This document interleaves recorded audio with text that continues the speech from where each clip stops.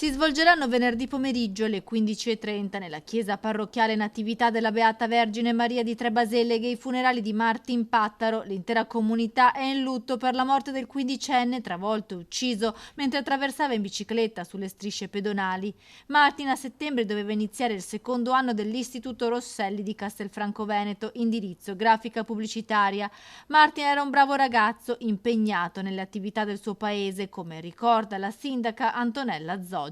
Una famiglia che era presente nella vita sociale, comunitaria del paese, qui a Tre Baseleghe. Anche Martin aveva partecipato alle attività estive per i ragazzi organizzate dal comune, l'attività Ci sto a fare fatica, ed era un ragazzo vitale, vivace, partecipe, socievole, davvero una fatalità che ci lascia tanto dolore.